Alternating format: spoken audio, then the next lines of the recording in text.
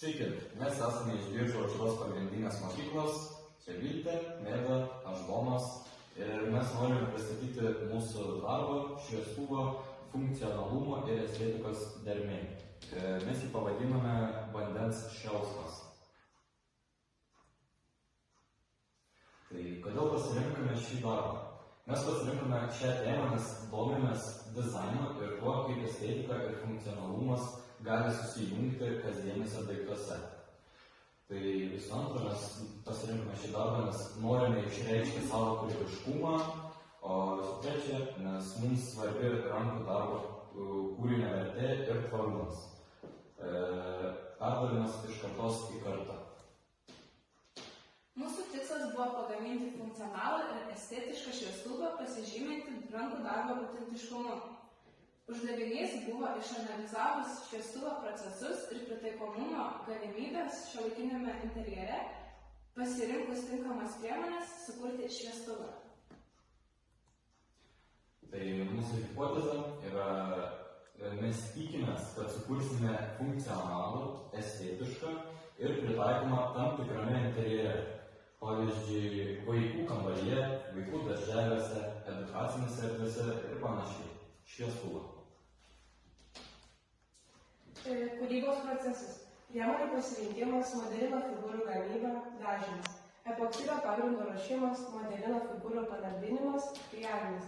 Medinių dalių išpjovimas, apdirbimas, visų detalių sujungimas, šlifavimas ir klijavimas, mikroschemos kodo rašymas ir laidų įklijavimas. Mes naudojame štai tokias priemonės, tai epoksidą, modeliną, arduino mikroschemą, medieną, porą LED matricų, guašą, organinį stiklą, teptukus, šlifavimo popierį, medienos pjovimo staklės, karštus klijus ir peiliuką.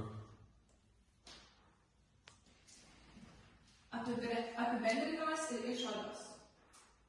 Kurti ir išbandyti kažką naujo buvo įdomu. Darbas nebuvo lengvas, užėmė daug laiko ir reikalavo kūrybinių idėjų. Daugiausiai iššūkių kėlė epoksido liejimas, džiaugiamės susidariusiais natūraliais burbuliukais ir mes pasiekėme vandens šėlsmui išgauti. Mikroschemos kodo rašymas taip pat buvo problema ir manome, kad mums pavyko sukurti funkcionalų ir estetišką šviestuvą, tinkantį šiuolaikiniam interjerui. Tai nuotraukas iš mūsų darbo procesą. Štai mes eskizavomės, buvo mūsų pirminės idėjos, bet vėliau mūsų idėjos pasikeitė. Štai mes lipdėme, dažėme figūrėlės, kurias dėjosi į lydo epoksidą.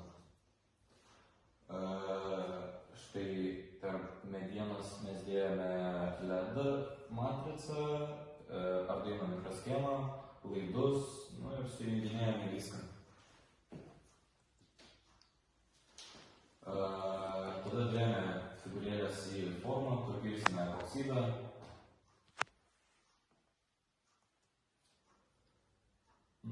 Ir mūsų galutinis rezultatas štai dienos šviesoje, o tamsoje su įjungta lemputė štai taip šviečiasi.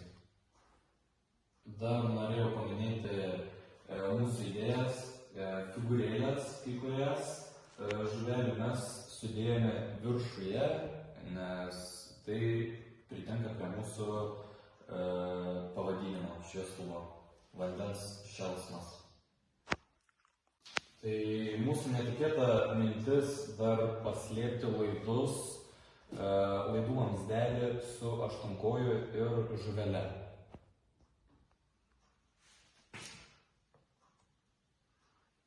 Tai mūsų galutinis rezultatas ir jo pritaikymas, tai šviestuvo planuojame padovanoti Biržų vaikų žaidimų kambarį Kubriukas. Mes manome, kad šis šviestuvas galėtų pradžiuginti vaikus ir papuošti žaidimų erdvę.